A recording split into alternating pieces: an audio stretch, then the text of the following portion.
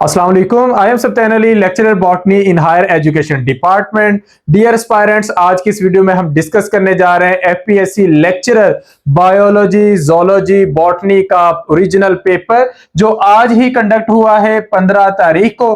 Paper को हम detail में डिस्कस करेंगे और इस वे में डिस्कस करेंगे कि आपको करेक्ट आंसर्स भी पता चलते जाएं और साथ ये भी कि जब पेपर में क्वेश्चन सामने आता है तो हमने उसको किस तरीके से असेस करना होता है। तो वीडियो को एंड तक देखिएगा, इसमें हम इंशाल्लाह मैक्सिमम डिटेल्स डिस्कस करेंगे। अल्हम्दुलिल्लाह हमारे प्लेटफॉर्म से काफी सारे कैंडिडेट्स ने तैयारी की है, तो उन्हीं कैंडिडेट्स के थ्रू हम तक पेपर पहुंचता है या बहुत सारे दूसरे कैंडिडेट भी हम तक पेपर पहुंचाते हैं, क्योंकि इस बात को जानते हैं कि जब भी पेपर होता है तो हम सबसे पहले डिस्कस करते हैं। तो ये सारे कैंडिडेट्स के थ्रू हमें उन्हीं की वर्डिंग में क्वेश्चंस पहुंचे। इसमें अगर कोई कमी बेशी हो तो आप कमेंट सेक्शन में हमें बता सकते हैं। इसके अलावा भी अगर आपको कोई न्यू क्वेश्चंस पता हो तो वो भी आप लोग कमेंट सेक्शन में जरूर पुट कीजिएगा, इंशाल्लाह हम वो भी आप लोगों के लिए डिस्कस कर देंगे। तो पहले क्वेश्चन से आगाज करते हैं। पहला क्वेश्चन है major site of ATP production in cell. तो सेल के अंदर एटीपी प्रोडक्शन की सबसे मेजर साइट कौन सी होती है? तो वो होती है माइटोकॉन्ड्रिया।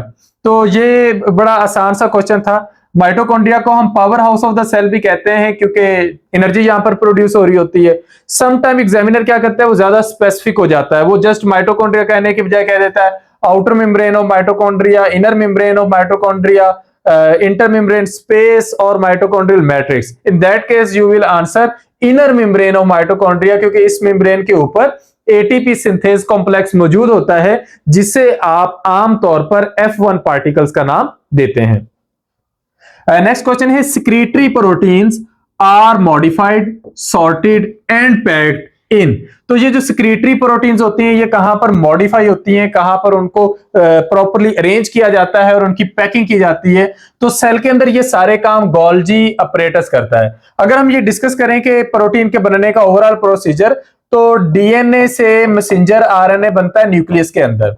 ये मैसेंजर आरएनए ट्रांसपोर्ट कर दिया जाता है न्यूक्लियस से बाहर। न्यूक्लियस के बाहर होता है रफ एंडोप्लाज्मिक रेटिकुलम। तो रफ एंडोप्लाज्मिक रेटिकुलम पर राइबोसोम्स अटैच होते हैं, वो उससे बना देते हैं प्रोटीन। लेकिन ये प्रोटीन की नेसेंट फॉर्म होती है, या आप कह सकते हैं वेरी रा फॉर्म होती है जो फंक्शनल नहीं होती।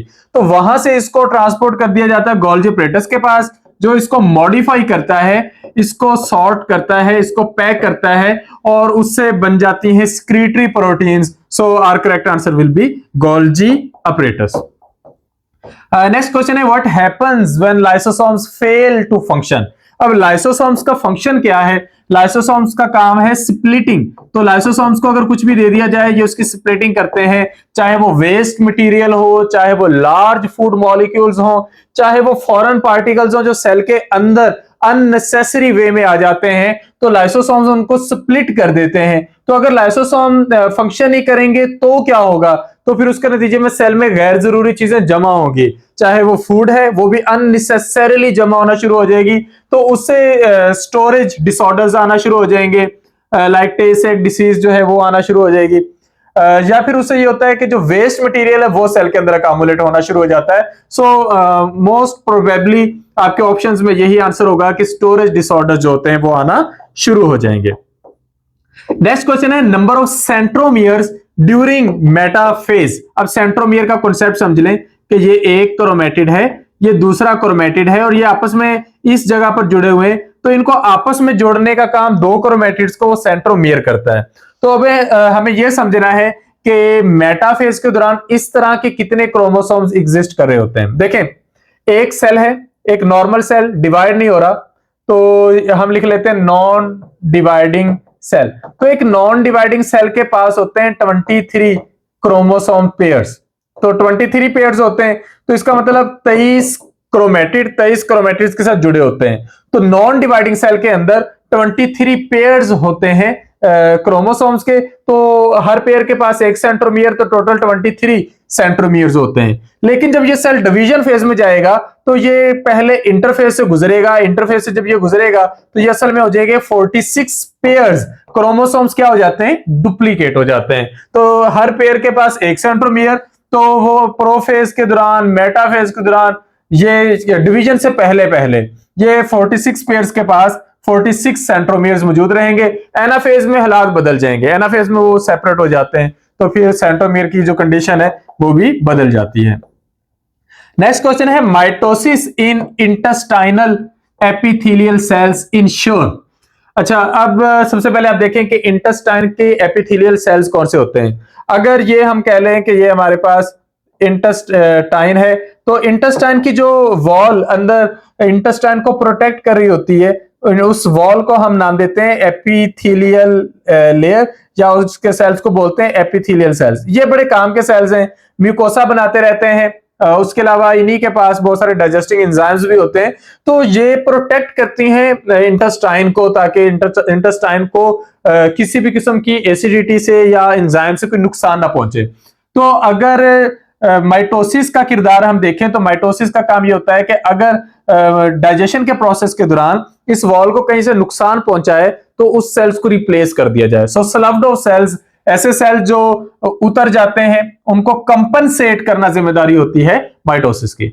नेक्स्ट क्वेश्चन है the sister chromatid separate unequally during meiosis 2 leads to. तो अगर मियोसिस 2 हो या मियोसिस 1 हो, उस दौरान अगर कोई सिस्टर क्रोमैटिड्स प्रॉपर्ली सेपरेट नहीं होते तो उस प्रॉब्लम को हम बोलते हैं नॉन डिसजंक्शन, और इससे जो प्रॉब्लम आता है उस प्रॉब्लम को हम बोलते हैं एनयूप्लाइडी। उसके नतीजे में क्रोमोसोम नंबर जो एंड पर रह जाने चाहिए 23 एक हैप्लॉइड सेल में, वो 22 या 24 हो सकते हैं, यानी कि एक क्रोमैटिड कम या एक ज्यादा। समटाइम 2 कम या 2 ज्यादा, 3 कम या 3 ज्यादा, ये केसेस भी हो सकते हैं। इस सब को हम नॉन डिसजंक्शन का हम नाम देते हैं।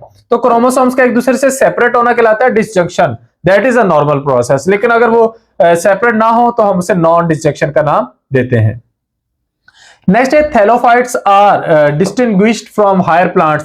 थैलोफाइट जिन्हें हम लोअर प्लांट्स भी कहते हैं, तो इसके अंदर एल्गी और ब्रायोफाइट्स वगैरह आ जाते हैं। तो ये ऐसे प्लांट्स हैं जिनमें डिफरेंशिएशन नहीं है, जिसमें रूट, स्टेम और लीफ की डिफरेंशिएशन नहीं है, उन्हें हम थैलोफाइट्स का नाम देते हैं। तो थैलोफाइट्स जो हैं ये हायर प्लांट से किस चीज में डिफरेंट होते हैं? डिफरेंशिएशन का ही फर्क होता है। जो हायर प्लांट्स है उनमें प्रॉपर प्लांट बॉडी होती है, जबकि थैलोफाइट्स के अंदर अनडिफरेंशिएटेड थैलस मौजूद होता है। नेक्स्ट है gymnosperms are called naked seeded plants due to. देखें, जिम्नो का मतलब ही नेकेड होता है, एंजियो का मतलब क्लोज्ड होता है। तो जिम्नोस्पर्म्स, स्पर्म्स का मतलब सीड्स होता है, तो जिम्नोस्पर्म्स नेकेड सीडेड प्लांट्स होते हैं। तो सीड्स अब नेकेड क्यों होंगे? ऐसे सीड्स जिनके गिर्द कोई कवरिंग नहीं होगी, तो होता यह है कि इनके ओव्यूल के गिर्द कोई ओवरी वॉल या इंटेगुमेंट नहीं होता, तो इनके सीड के गिर्द भी कोई टेस्टा वगैरह इस तरह की कोई कंडीशन, यानी कि आप इसको एक दूसरे वे में लेंगे कि ओव्यूल ने मुस्तकबिल में सीड बनना होता है, तो ओव्यूल के गिर्द जो ओवरी की वॉल होती है वो मुस्तकबिल में चल के फ्रूट बना रही होती है।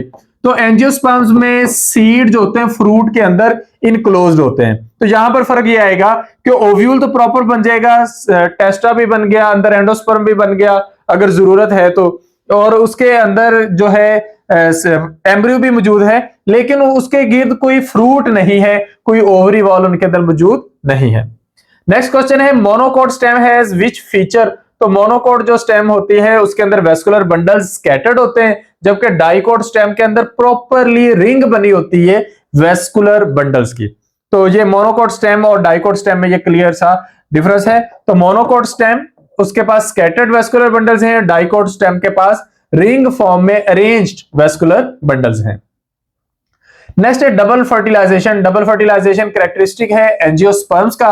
इनके अंदर क्या होता है कि एंजियोस्पर्म्स के अंदर 2 स्पर्म आते हैं, ये हैप्लॉइड स्पर्म्स होते हैं। एक स्पर्म आता है, एग के साथ मिलता है और डिप्लॉयड जाइगोट बना देता है, जबकि दूसरा स्पर्म आता है वो डिप्लॉयड फ्यूजन न्यूक्लियस के साथ मिलता है और मिलकर ट्रिप्लॉयड न्यूक्लियस बना देता है।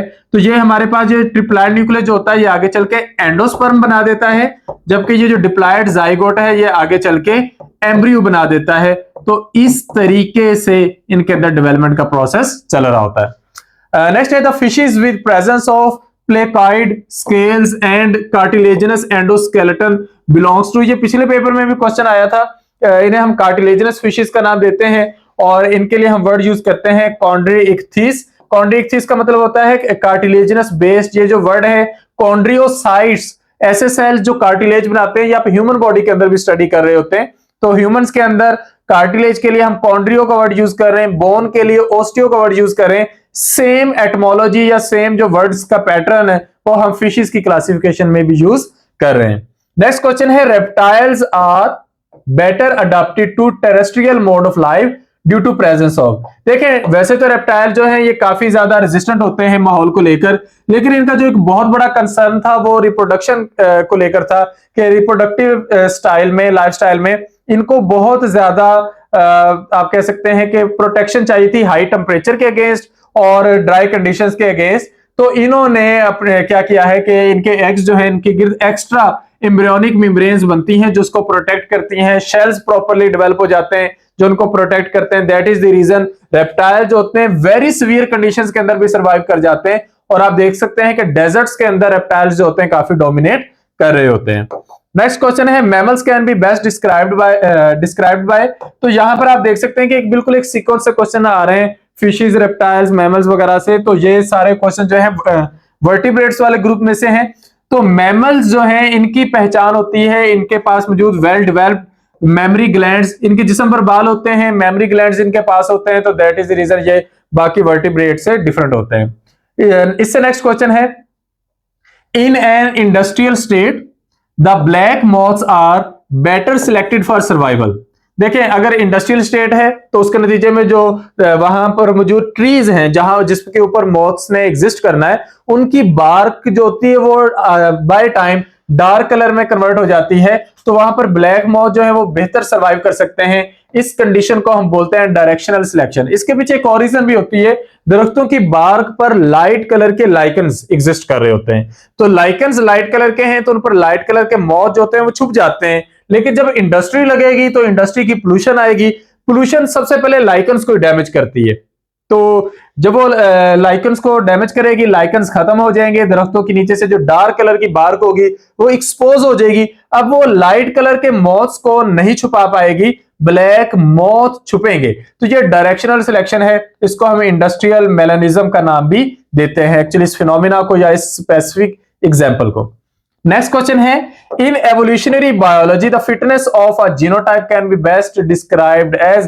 तो किसी भी जीनोटाइप की फिटनेस ये है कि उसका रिप्रोडक्टिव जो सर्वाइवल रेट है वो सबसे ज्यादा है। So more number of viable organisms comprising that genotype will be more fit genotype of that character.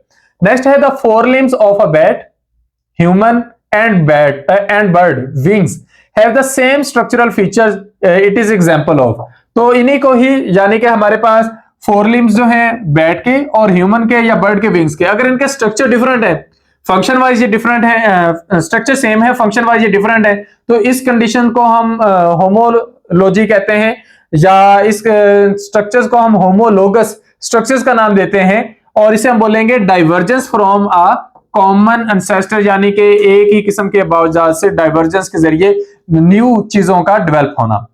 Next है, in primary succession on bare and unfertile land lichens are the first to colonize because of. देखिए, primary succession हो रही है और ऐसी जगह पे हो रही है जो पहली बेयर लैंड के तौर पर मौजूद है। अगर वहां पर किसी चीज को आना है तो सबसे पहले उनको आना है, ऐसे जानदारों को आना है जिनकी जरूरियातें जिंदगी सबसे कम है, जिन्हें सबसे कम पानी चाहिए, जिन्हें सबसे स्लो मेटाबॉलिज्म भी सूट कर जाता है। तो वो हमारे पास लाइकन्स हैं। लाइकन्स को एक फायदा ये भी होता है कि लाइकन्स असल में पार्टनरशिप होती है एल्गी और फंजाई की। तो एल्गी बहुत शानदार प्रोड्यूसर्स हैं, बहुत छोटे ऑर्गेनिजम्स हैं, उसके मुकाबले में फंजाई बहुत अच्छी उससे प्रोटेक्शन प्रोवाइड करते हैं, दोनों मिलकर सर्वाइव कर जाते हैं। तो इसलिए लाइकन्स जो होते हैं इनका सर्वाइवल रेट बाकी ऑर्गेनिज्म, सारे ऑर्गेनिजम्स के मुकाबले में सबसे ज्यादा है। इसके बाद है इकोटोन। इकोटोन एक्चुअली क्या होती है कि आपके पास एक इकोसिस्टम है और दूसरा इकोसिस्टम है, या एक कम्युनिटी है और दूसरी कम्युनिटी है, और दोनों कम्युनिटीज के दरमियान है ट्रांजिशनल जोन। तो वो जगह है जिसके एक तरफ एक इकोसिस्टम एग्जिस्ट कर रहा है और दूसरी तरफ दूसरा इकोसिस्टम एग्जिस्ट कर रहा है। तो उनके जो एजेस होंगे, उनका जो दरमियानी एरिया होगा, ट्रांजिशनल जोन होगा, उसको हम इकोटोन का नाम देंगे।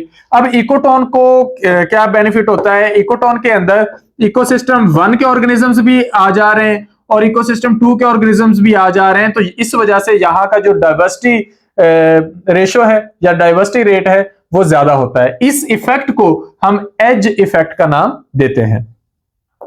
नेक्स्ट है a small number of individuals colonize land after storm. तो तूफान के बाद या बहुत ज्यादा आंधी के बाद बहुत थोड़े से जानदार हैं जो किसी नई जगह को कॉलोनाइज कर रहे हैं, वहां पर आते हैं। Early allelic frequencies are made up by these individuals. तो इस इफेक्ट को हम फाउंडर इफेक्ट कहते हैं, क्योंकि वो जो कुछ जानदार हैं वही आगे चलकर पूरी पॉपुलेशन या पूरी कम्युनिटी बन जाएंगे। तो उनके अंदर पहले वाले ही कुछ जानदारों के कैरेक्टर्स प्रिवेल करेंगे, इसको हम फाउंडर इफेक्ट कहते हैं। इससे उलट जो होता है वो बोटलनेक इफेक्ट होता है, जिसमें एक भरी हुई भरपूर पॉपुलेशन और कम्युनिटी मौजूद होती है। किसी किस्म के तबाहकुन इवेंट की वजह से या कैटास्ट्रॉफ की वजह से बहुत सारे जानदार खत्म हो जाते हैं उसी पुरानी जगह पर ही, तो जो बाकी बच जाते हैं उससे नई कम्युनिटी बनती है, उसको बोटलनेक इफेक्ट कहते हैं। लेकिन यहां पर ये किसी नई जगह को कॉलोनाइज कर रहे हैं, पुरानी जगह पर मौजूद नहीं है, तो इसको हम फाउंडर इफेक्ट का नाम देते हैं। The organisms with adult radial symmetry and presence of A water vascular system describe which phylum. तो ये इन्वर्टिब्रेट्स का एक कंपैरेटिवली एडवांस्ड फाइलम है जिसे हम इकाइनोडर्मेटा का नाम देते हैं। नेक्स्ट है soft bodied organism. Soft body वाले ऑर्गेनिज्म जिनके पास हेड, फुट और विजरल मैस होता है, तो इन्हें हम मोलस्का का नाम देते हैं। तो आप जितने भी स्नेल्स वगैरह पढ़ते हैं वो इसी ग्रुप से बिलोंग कर रहे होते हैं। नेक्स्ट है net primary productivity can be calculated after eliminating.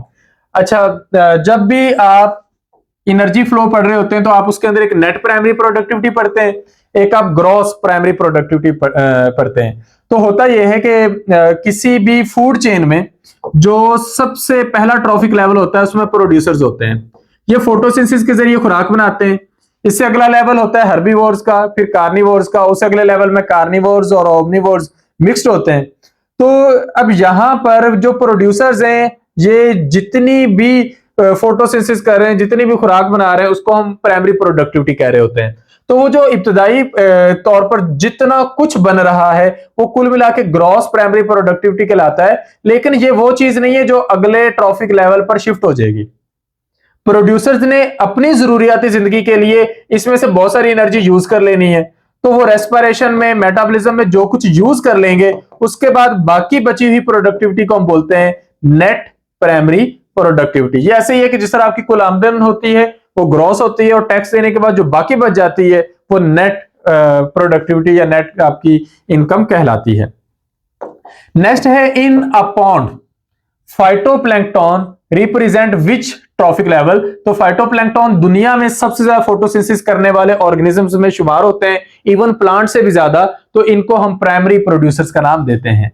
In an inverted pyramid of biomass in an aquatic ecosystem which is correct. तो एक इक्वेटिक इकोसिस्टम के अंदर हमारे पास इन्वर्टेड पिरामिड होता है बायोमास का, तो इसमें जो लोअर लेवल होता है उनका डेफिनेटली जो बायोमास है वो भी कम होता है। तो यहां पर हम इनके लिए करेक्ट आंसर यूज करेंगे high turnover rate of phytoplanktons, क्योंकि इनकी जनरेशन जो होती है बड़ी तेजी से चेंज हो रही होती हैं। तो फाइटोप्लैंक्टन मैंने अभी आपको बताया कि ये शॉर्ट लिव्ड ऑर्गेनिजम्स हैं और बहुत ज्यादा फोटोसिंथेसिस करते हैं। In bryophytes which generation is dominant and independent. तो पौधों का जो सबसे प्रिमिटिव ग्रुप है या सबसे सिंपल ग्रुप है उसे हम ब्रायोफाइट्स का नाम देते हैं। तो ब्रायोफाइट्स के अंदर गमेटोफाइट जनरेशन डोमिनेंट होती है। इसके मुकाबले में बाकी जितने भी पौधे हैं, ट्रिडोफाइट, जिम्नोस्पर्म, एंजियोस्पर्म, सबके अंदर स्पोरोफाइट जनरेशन डोमिनेट होती है। Bryophytes need water for successful fertilization due to presence of. ब्रायोफाइट्स को किस वजह से पानी की जरूरत है फर्टिलाइजेशन के लिए? देखें, जो आपके पास एडवांस प्लांट है जो खुश्की पर पाए जाते हैं, उनके सीड डिस्पर्सल या स्पोर डिस्पर्सल जो होते हैं वो हवा के जरिए, एनिमल्स के जरिए हो जाते हैं। लेकिन ब्रायोफाइट्स एग्जिस्ट करते हैं ऐसी जगहों पर जहां पर पानी है। तो उनको क्यों जरूरत है? रीजन ये है कि उनके जो मेल गमीट्स हैं, जिन्हें आप एंथेरोजोइट्स का नाम देते हैं, ये फ्लैजिलेटेड होते हैं, इनके पास फ्लैजेला है। तो अगर पानी मौजूद नहीं होगा, ये मूव नहीं कर पाएंगे, फर्टिलाइजेशन नहीं होगी। फर्न्स जिनका ताल्लुक ट्रिडोफाइट से है, in ferns the structures that develop on the under side of fronds. Ferns के अंदर जो पत्ते होते हैं उन्हें हम फ्रॉन्ट्स कहते हैं। तो फ्रॉन्ट्स की लोअर साइड पर स्ट्रक्चर्स बनते हैं, उन्हें सोराई कहते हैं। सोराई की सिंगुलर फॉर्म सोरस है और ये हमारे पास टर्म यूज होती है बहुत सारे कंबाइंड स्पोरेंजिया के लिए। तो बहुत सारे कंबाइंड स्पोरेंजिया मिलके सोरस बनाते हैं, अमूमन 2-2 3-3 के ग्रुप में, और सारे सोरस मिलके सोराई कहलाते हैं। तो ये फ्रॉन्ट्स की अंडर साइड पर मौजूद होते हैं। जब आप एडिएंटम वाला टॉपिक पढ़ते हैं तो उसके अंदर ये जिक्र आ रहा होता है। The cross with phenotypic ratio 3:1, आपने एक क्रॉस करवाया, एक पेरेंट ये है, दूसरा पेरेंट ये है, आप इनका क्रॉस करवाते हैं, नेक्स्ट जनरेशन में आपके पास एक करेक्टर 3 के रेशियो में आ रहा है, एक 1 के रेशियो में आ रहा है। तो ये किसको डिपिक्ट करता है? ये लॉ ऑफ सेग्रीगेशन, उसकी क्लासिकल फॉर्म को रिप्रेजेंट करता है। इसके मुकाबले में 9331 जो है वो लॉ ऑफ इंडिपेंडेंट असॉर्टमेंट को रिप्रेजेंट कर रहा होता है। जिस तरह ये अगला क्वेश्चन आ गया कि अगर 9331 आंसर होगा तो कौन सा लॉ होगा? Law of independent assortment. Next है when an unstarched leaf surface is covered by an opaque sheet, the blue-black color after iodine test on the exposed surface shows। अब आपने क्या किया है? आपने एक लीफ सरफेस ली है और उसको आपने कवर किया हुआ है ओपेक शीट से, उस वजह से उसके ऊपर सनलाइट नहीं पहुंच रही, सनलाइट नहीं पहुंची तो फोटोसिंथेसिस नहीं हुई, फोटोसिंथेसिस नहीं हुई तो उसका जो स्टार्च है उसके अंदर जो स्टोर हुआ था वो यूज हो गया है और मजीद वो फोटोसिंथेसिस कर नहीं रहा। तो अब होगा क्या कि जब आप उसका आयोडीन टेस्ट करेंगे तो सिर्फ एक्सपोज्ड सरफेस ऐसी होगी जो स्टार्च की प्रेजेंस शो करेगी, ब्लू ब्लैक कलर को शो करेगी। तो इसका मतलब ये हुआ कि फोटोसिंथेसिस को हमेशा लाइट की जरूरत होती है। जिस सतह को भी ढांप देंगे उस सतह पर फोटोसिंथेसिस नहीं होगी, उसका ब्लू ब्लैक कलर शो नहीं होगा। जिसको एक्सपोज रखेंगे उसका ब्लू कलर आपको शो हो रहा होगा। और ये क्लासिकल एग्जांपल है हमारे पास आयोडीन टेस्ट की। In human females the ovum completes meiosis 2। तो ह्यूमन फीमेल्स जब पैदा होती हैं तो उनके अंदर मियोसिस 1 जो होती है वो मेटाफेज 1 पर स्टक हुई होती है। उसके बाद वो अपनी एडोलेसेंस फेज में जब एंटर होती है तो हर मंथ उनके अंदर एक ओवम जो होता है वो मियोसिस 2 में जाता है और मियोसिस 2 में वो मेटाफेज 2 पर जाकर स्टक हो जाता है। उसके बाद अगर इन केस फर्टिलाइजेशन होती है, स्पर्म की एंट्री होती है तो मियोसिस 2 कंप्लीट होगी, अदरवाइज मियोसिस 2 कंप्लीट नहीं होगी। नेक्स्ट है during fertilization the acrosomal reaction directly affects the. तो एक्रोसोमल रिएक्शन के नतीजे में क्या होता है कि चूंकि स्पर्म ने पेनिट्रेट करना होता है एग के अंदर तो वहां पर जोना पेलिस्यूडा वाला जो रीजन है ये ब्रेक कर जाएगा। नेक्स्ट है in males the spermatogonia represent. तो मेल्स के अंदर स्पर्मेटोगोनिया वो वाले सेल्स होते हैं, डिप्लॉयड सेल्स होते हैं जो आगे चल के माइटोसिस के जरिए प्राइमरी स्पर्मेटोसाइट बनाते हैं। फिर वो प्राइमरी स्पर्मेटोसाइट जो होते हैं वो मियोसिस में जाते हैं, मियोसिस 1 के जरिए सेकेंडरी स्पर्मेटोसाइट, फिर मियोसिस 2 के जरिए स्पर्मेटिड्स बनाते हैं। वही स्पर्मेटिड्स आगे डिफरेंशिएट होते हैं और डिफरेंशिएशन के जरिए स्पर्म्स बनाते हैं। इससे आगे हमारे पास 2-3 क्वेश्चन जो है वो डीएनए की सीक्वेंसिंग से रेलेवेंट है। तो अगर डीएनए की सीक्वेंस ये होगी तो आरएनए की सीक्वेंस बताएं तो टी की जगह ए की जगह यू, सी की जगह जी, सी की जगह फिर जी, ए की जगह यू, जी की जगह सी, जी की जगह सी, ए की जगह यू। तो ये इसके अंदर आता जाएगा। क्योंकि मैसेंजर आरएनए है हम टी नहीं पुट कर सकते, हमें उसकी जगह यू लगाना है। नेक्स्ट एक क्रॉसिंग ओवर कब होती है और कौन सी फेज में होती है? पहली बात क्रॉसिंग ओवर माइटोसिस में होती है या मियोसिस में? मोस्ट ऑफ द बुक्स उनके अंदर लिखा होता है मियोसिस में, लेकिन आजकल एडवांस डाटा के जरिए ये साबित हो चुका है कि माइटोसिस में भी क्रॉसिंग ओवर होती है, चाहे उसके चांसेस कम ही क्यों ना हो। इसके बाद मियोसिस में कौन सी मियोसिस में होती है? मियोसिस 1 में। मियोसिस 1 की कौन सी फेज में? प्रोफेज 1 में। और प्रोफेज 1 की किस फेज में? पैकिटीन में। तो क्वेश्चन कई लेवल्स पर आपसे पूछा जा सकता है। अगर क्वेश्चन में ऑप्शन है mitosis, meiosis 1, meiosis 2, none of this, आप चूज करेंगे मियोसिस 1। अगर उसके अंदर प्रोफेज 1, मेटाफेज 1, एनाफेज 1, टीलोफेज 1, आप चूज करेंगे प्रोफेज 1। और अगर उसके अंदर पूछ लेते हैं लेप्टोटीन, जाइगोटीन, पैकिटीन या diplotene, the answer will be pachytene. Number of chromosomes in a somatic cell having 46 chromosomes. Number of centromeres actually यहां पर होना चाहिए, तो यहां पर हमारे पास या फिर सेंट्रोसोम भी कर लें तब भी ठीक है। सेंट्रोसोम का कॉन्सेप्ट ये है कि आपके पास जो एक नॉर्मल सेल होता है उसमें न्यूक्लियस के बाहर इस तरह जो बॉडीज एग्जिस्ट कर रही होती हैं इनको कंबाइन करके हम नाम देते हैं सेंट्रोसोम का। तो ये सेंट्रोसोम्स वही होते हैं जो एक डिवाइडिंग सेल के अंदर स्पिंडल फाइबर्स बनाने में हेल्प कर रहे होते हैं। तो ये जो सेंट्रोसोम है ये जस्ट एक मौजूद होता है जिसके पास 2 सेंट्रियोल्स होते हैं। तो हमने 2 सेंट्रियोल बनाए, ओवरऑल हम इसको एक सेंट्रोसोम कहेंगे। ये एक नॉन डिवाइडिंग सेल है, एक सोमैटिक सेल है। डिवाइड होगा, डिवीजन के प्रोसेस में ये डुप्लीकेट होकर 2 हो जाएंगे। नेक्स्ट है function of smooth endoplasmic reticulum. तो स्मूथ एंडोप्लाज्मिक रेटिकुलम के काफी सारे फंक्शंस हैं। एक तो लिपिड का सेंसिस है, समटाइम हम इसे लिपिड मेटाबॉलिज्म भी कह देते हैं, और दूसरा इसका फंक्शन डिटॉक्सिफिकेशन है। रफ एंडोप्लाज्मिक रेटिकुलम का फंक्शन प्रोटीन सिंथेसिस है। विटामिन के की डेफिशिएंसी से क्या होता है, ब्लड क्लॉटिंग प्रॉपर्ली नहीं हो पाती, क्योंकि विटामिन के की जिम्मेदारी है ब्लड क्लॉटिंग करवाना। लाव सेग्रीगेशन की जेनेटिक जीनोटाइपिक रेशियो क्या है, ये एक वो ट्रिक है जहां पर कैंडिडेट मिस्टेक करते हैं। अगर आपसे पूछा जाए लाव सेग्रीगेशन की जीनोटाइपिक रेशियो, तो आप बड़ी तेजी में 3:1 आंसर कर सकते हैं, लेकिन ये फिनोटाइपिक रेशियो है। जो जीनोटाइपिक रेशियो है वो है 1:2:1। तो यानी कि अगर आप यहां से स्टार्ट लें कि कैपिटल आर स्मॉल आर का कैपिटल आर स्मॉल आर के साथ आप क्रॉस करवा रहे हैं, तो आपके पास जो आंसर आएगा वो इस फॉर्म में आ जाएगा। हम इसको इस तरह लिख लेते हैं, और या फिर अगर आप इसका पुनः स्क्वायर बनाना चाहें तो ये 3 राउंड है, एक रिंकल है, 3:1 है। लेकिन अगर आप इसकी जीनोटाइपिक रेशियो देखेंगे तो एक आपके पास कैपिटल आर है, 2 आपके पास कैपिटल आर स्मॉल आर है, और एक आपके पास स्मॉल आर है। तो ये F1 क्रॉस जब भी आप करेंगे, F1 जनरेशन को क्रॉस करके अगली जनरेशन लेंगे, तो आपके पास 1:2:1 आएगी जीनोटाइपिक रेशियो में। Capital T small T 2 heterozygous का आप क्रॉस कर रहे हो, तो आपके पास जो नेक्स्ट जनरेशन आएगी वो एक होमोजाइगस डोमिनेंट आएगी, 2 अदद हेट्रोजाइगस डोमिनेंट आएंगे, और 1 अदद होमोजाइगस रिसेसिव आएगा। तो ये 1/4 जो है, यानी कि 25% जो है वो आपके पास जो है वो रिसेसिव ऑफस्प्रिंग्स आ रहे हैं। Best suitable definition of niche, role of a species in an ecosystem is known as niche. Next है which type of RNA carries amino acid. तो ट्रांसफर आरएनए का काम होता है अमाइनो एसिड को कैरी करना, और प्रोटीन सिंथेसिस में इनका रोल बहुत इंपॉर्टेंट होता है। नेक्स्ट है single stranded DNA nucleotides are attached. एक न्यूक्लियोटाइड दूसरे न्यूक्लियोटाइड के साथ जुड़ा होता है फास्फोडाइस्टर बॉन्ड की मदद से। नेक्स्ट है if adenine is 22% in a DNA strand, what is the percentage of cytosine. तो ये क्वेश्चन बार बार रिपीट हो रहा है, और हम ये आप लोगों को बड़ी तसल्ली से करवा चुके हैं कि अगर आपको एक भी न्यूक्लियोटाइड की परसेंटेज मिल जाए, आप बाकी तीनों की मालूम कर सकते हैं। फॉर एग्जाम्पल एडेनिन इज 22%, तो उसके साथ जुड़ने वाला जो थायमिन है वो भी 22% होगा, तो दोनों कुल मिला के हो गए 44%। तो 100 में से 44 का माइनस कर दे, बाकी आपका आंसर बचता है 56%।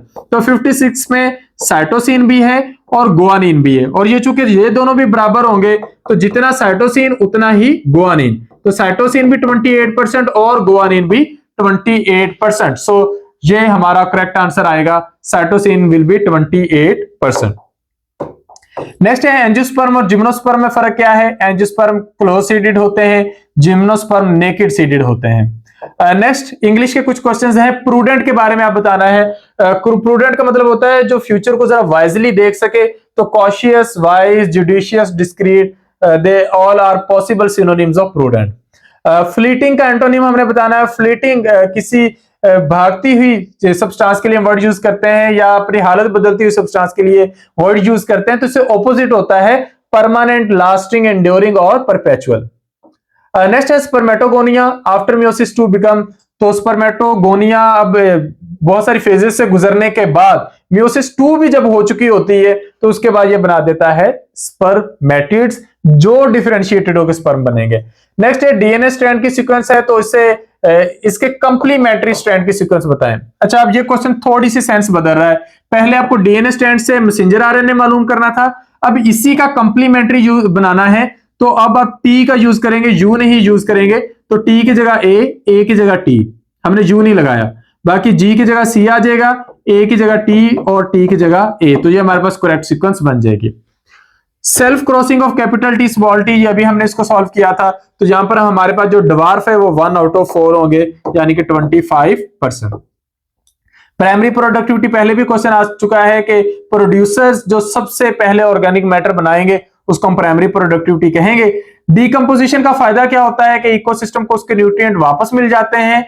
हार्डी-वेनबर्ग के लॉ की खास बात क्या होती है कि ये सिर्फ आइडियल कंडीशंस पर अप्लाई होता है। आइडियल पॉपुलेशन, ऐसी पॉपुलेशन जिसमें कोई एवोल्यूशनरी फोर्स एग्जिस्ट ना कर रही हो। बॉटल नेक इफेक्ट, ये उलट होता है फाउंडर इफेक्ट से। फाउंडर इफेक्ट ये होता है कि एक पॉपुलेशन है, उसमें से कुछ जानदार किसी जगह, नई जगह को कॉलोनाइज करते हैं और उन्हीं चंद जानदारों के कैरेक्टर्स आगे चल के हजारों लाखों जानदारों में बाय जनरेशन शिफ्ट हो जाते हैं। वो फाउंडर इफेक्ट होता है।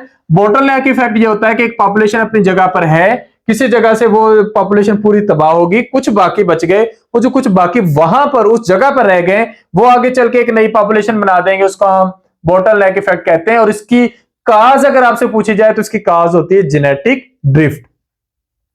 If a lizard moves to another area what will be effect on the population, इसको हम जीन फ्लो का नाम देते हैं। और ई माइग्रेशन कहेंगे क्योंकि वो एक जगह को छोड़कर जा रही है, जिस नई जगह पर पहुंच रही है वहां पर हम वर्ड यूज करेंगे इमिग्रेशन। सीड प्लांट्स को हम क्या कहते हैं? अच्छा, अब यहां पर ये बड़ी डिफरेंशिएशन है, इसको आप इस तरीके से कह लेंगे कि पौधे आपके पास दो तरह के होते हैं, एक होते हैं नॉन वेस्कुलर और एक होते हैं वेस्कुलर। नॉन वेस्कुलर को आप कह देते हैं ब्रायोफाइट्स, जबकि जो वेस्कुलर प्लांट्स होते हैं, वेस्कुलर प्लांट्स को ओवरऑल हम ट्रैकियोफाइट्स कहते हैं। फिर इनके अंदर दो तरह के प्लांट्स होते हैं, बगैर बीजों वाले। जो बगैर बीजों वाले होते हैं आप उनको नाम देते हैं ट्रीडोफाइट्स। लेकिन जो आपके पास बीजों वाले प्लांट होते हैं उनके लिए आप एग्जैक्ट वर्ड यूज करते हैं स्पर्मेटोफाइट्स। और फिर आगे स्पर्मेटोफाइट की दो टाइप्स होती हैं, जिम्नोस्पर्म्स और एंजियोस्पर्म। तो फनेरोगेम्स के मुकाबले में जो बेहतर आंसर होगा वो स्पर्मेटोफाइट्स होगा। फनेरोगेम्स का मतलब होता है विजिबल प्लांट, ऐसे प्लांट जो आपको दूर से नजर आ जाएं। इसके बाद है C4 प्लांट्स। C4 प्लांट जिस तरह के मकई है या गन्ने की फसल है, ये ऐसे पौधे होते हैं जो ज्यादा गर्मी हो जाए तो स्टोमेटा बंद कर लेते हैं, तो उसके नतीजे में ये दिन में उतनी ज्यादा कार्बन डाइऑक्साइड इनटेक कर नहीं पाते।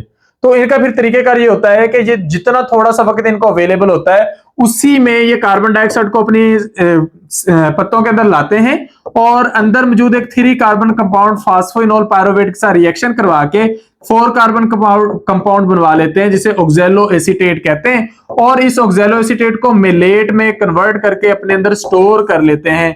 इनके अंदर एक खास तरह की एनाटॉमी एग्जिस्ट कर रही होती है, खास तरह के सेल्स मौजूद होते हैं। उन सेल्स को बंडल शीथ सेल्स कहते हैं, उस एनाटॉमी को क्रांस एनाटॉमी कहते हैं। तो ये शदीद टेम्परेचर में भी ये पौधे सरवाइव कर जाते हैं। मिलता जुलता काम ही जीरोफाइट्स यानी कि सहराई पौधे करते हैं, लेकिन उनका मसला शदीद गर्मी से ज्यादा पानी की कमी होता है, तो वो फिर बंडल शीथ सेल्स वाले ऑप्शन को चूज नहीं करते।